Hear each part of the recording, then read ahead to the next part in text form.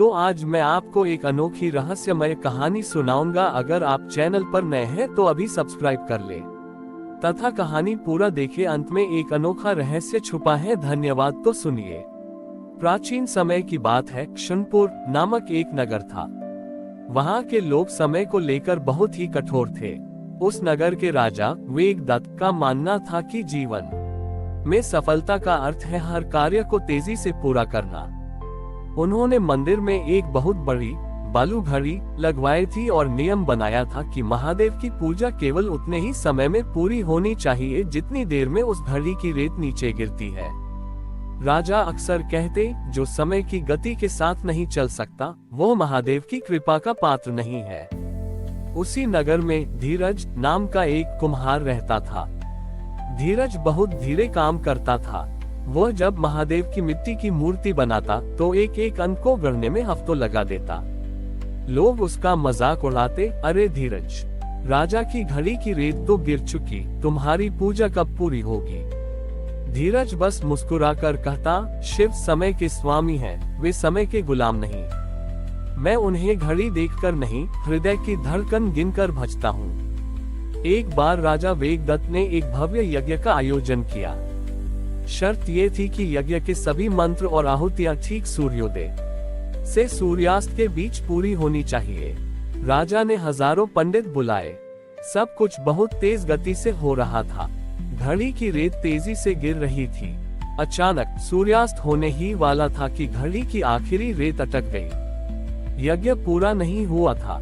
राजा घबरा गए। उन्होंने रेत को हिलाया पर समय जैसे थम गया।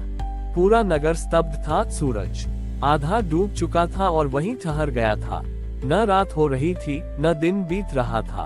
तभी मंदिर के एक शांत कोने में धीरज कुम्हार बैठा था। वह महादेव के चरणों में एक छोटा सा मिट्टी का दीपक जला रहा था। उसने दीपक जलाया और अपनी आंखें बंद कर ली। उसने उस एक पल को इतना गहरा बना दिया कि उसे समय के बीतने का एहसास ही नहीं रहा। जैसे ही धीरज ने गहरी सांस लेकर ओम कहा, वह रुकी हुई रेत अपने आप मोती बनकर चमकने लगी। साक्षात महादेव काल भैरव के रूप में प्रकट हुए, पर उनका चेहरा बहुत शांत था।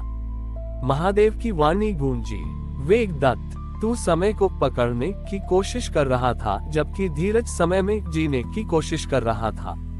तूने पूजा को एक और बना दिया, पर धीरज ने एक पल को ही अनंत काल इटर्निटी बना दिया। याद रखो, मैं उन लोगों के पास नहीं आता जो घड़ी देखकर मंत्र पढ़ते हैं। मैं उनके पास रुक जाता हूँ जो प्रेम के एक क्षण में भी अपना पूरा जीवन मुझे सौंप देते हैं। राजा वेगदत्त का अहंकार चूर चूर हो गया। उन्होंने देखा कि जब धीरज पूजा कर रहा था तब समय का चक्र नहीं बल्कि हृदय का चक्र चल रहा था। वह स्थान आज काल योजक चिन्हेश्वर महादेव के नाम से जाना जाता है। ये कथा हमें सिखाती है कि भक्ति में गति का महत्व नहीं है, गहराई का महत्व है। यदि आप महादेव को पुकारते समय धुन छोटी ही या को भूलकर एक पल के लिए भी ठहर जाते हैं तो वह एक पल युगों की तपस्या से बड़ा हो जाता है। राजा ने धीरज से पूछा, धीरज, तुमने समय को कैसे रोक लिया? धीरज ने उत्तर दिया, महाराज, मैंने समय को रोका नहीं, मैंने समय का पीछा करना छोड़ दिया। जब हम कल की चिंता और कल के पछतावे को छोड़ देते हैं तो हम उस वर्तमान क्षण में पहुंच जाते हैं जहां साक्षात शिव विराजमान है। शिव तो वह शून्य है जहां समय पैदा होता है और जहां समय मर जाता है। उस दिन के बाद नगर की वह बालू घड़ी हटा दी गई। अब वहां भक्त अपनी सुविधा के अनुसार घंटों बैठकर ध्यान लगाते हैं। काल योजक चिन्हेश्वर मंदिर की यह मान्यता है कि वहां बिताया गया समय भक्त की उम्र से नहीं घटता बल्कि वह समय अमर हो जाता है। राजा वेगदत्त ने अब समय की गति के बजाय जीवन की गहराई को समझना शुरू कर दिया था। लेकिन नगर में एक महापंडित आए जिनका नाम था क्षण शास्त्री।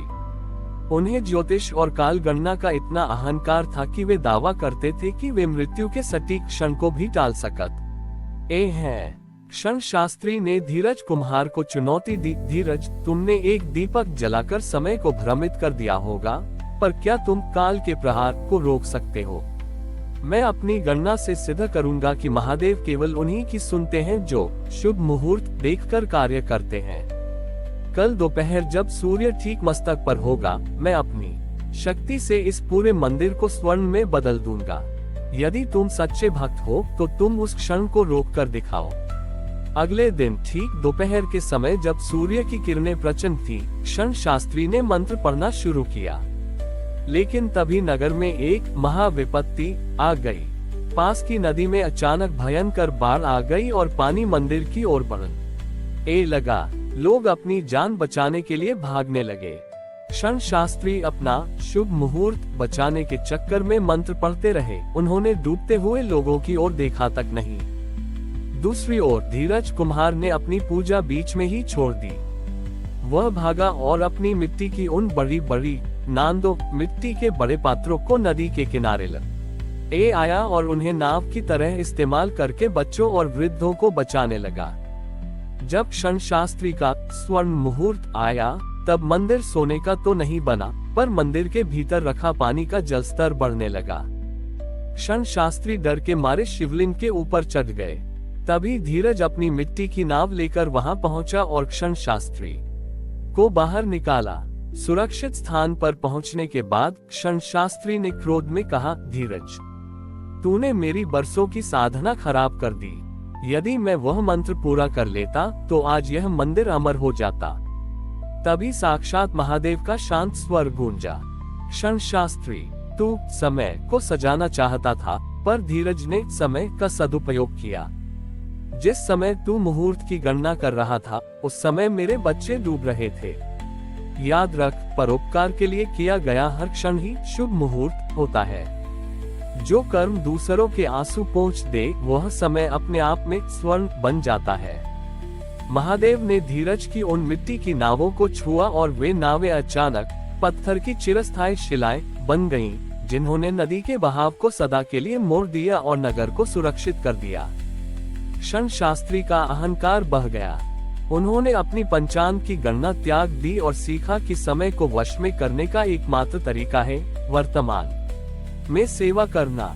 वह स्थान आज अकाल मृत्युहर काल योजक चिन्हेश्वर के नाम से भी जाना जाता है।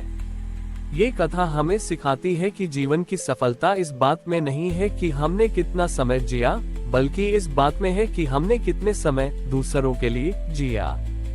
महादेव के लिए वह घड़ी कभी नहीं रुकती जो करुणा की सुइयों से चलती है। हमारी और भी आध्यात्मिक एवं अनोखी कहानियां देखने के लिए हमारे चैनल पर जाएं तथा धार्मिक एवं पौराणिक अनोखी कहानियां हमारे चैनल पर है। कृपया जाके देखें तथा हमारे चैनल को सब्सक्राइब करके रखें और वीडियो लाइक जरूर करें। धन्यवाद।